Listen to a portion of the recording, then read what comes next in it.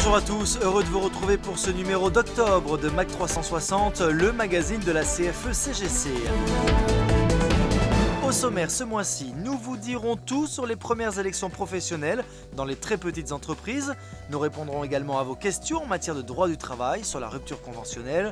Mais pour commencer, on retrouve Bernard Van Krenest, président de la CFE-CGC.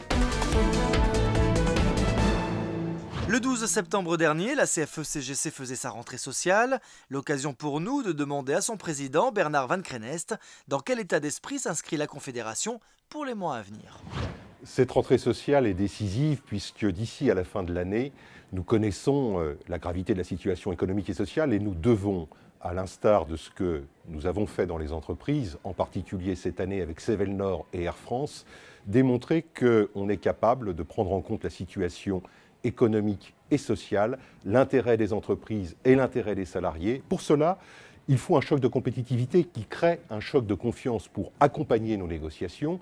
Dans les propositions que j'ai faites au nom de la CFE-CGC pour alimenter ces négociations, il y a bien sûr notre cotisation sociale sur la consommation, mais également une taxation des automates pour que nous ayons ce débat autour du choix qui a été fait ces dernières années de privilégier la machine au détriment de l'homme. Et il y a également le contrat de pré-embauche pour que tous les jeunes en formation initiale, et en particulier en alternance, aient une perspective de CDI à l'issue de leur formation. Avec nos sections syndicales, nos unions territoriales, nos syndicats et nos fédérations, nous allons dans ces toutes prochaines semaines avoir de nombreux échanges pour valoriser nos propositions et nos expériences et pour réussir ensemble. Les toutes premières élections professionnelles dans les très petites entreprises se dérouleront du 28 novembre au 12 décembre prochain. Alors, en quoi consiste ce scrutin? Quels en sont les enjeux? Élément de réponse avec Bernard Vincent, secrétaire national Action et Développement à la Confédération.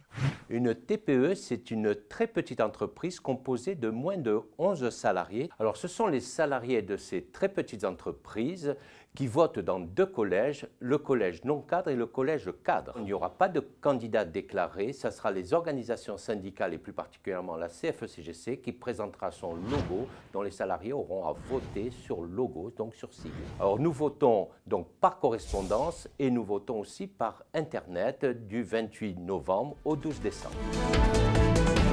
Place maintenant aux chiffres du mois. Pour octobre, il s'agit du 40, comme les 40% de cadres qui déclarent constater une détérioration de leur équilibre, vie privée et vie professionnelle. Vous avez dit rupture conventionnelle. En matière de droit du travail, c'est vrai qu'on en parle beaucoup. Ce mode de rupture du CDI est d'ailleurs utilisé de plus en plus par les sociétés. Bérangère Lacombe-Mattéoli, juriste en droit social CFE-CGC, répond à vos nombreuses questions. Bonjour, j'aimerais savoir en quoi consiste la rupture conventionnelle. La rupture conventionnelle est un nouveau mode de rupture du contrat de travail à durée indéterminée qui ouvre droit à l'indemnisation du chômage. Le salarié et l'employeur doivent se mettre d'accord sur le principe de la rupture, la date de cette rupture et sur l'indemnité versée par l'employeur qui ne peut en aucun cas être inférieure à l'indemnité de licenciement. Bonjour, quelle est la procédure de la rupture conventionnelle? La procédure se déroule en 3 temps. Le premier est celui de la négociation qui peut être mené à l'initiative du salarié comme de l'employeur. Ils se rencontrent au cours de 1 ou plusieurs entretiens pour se mettre d'accord.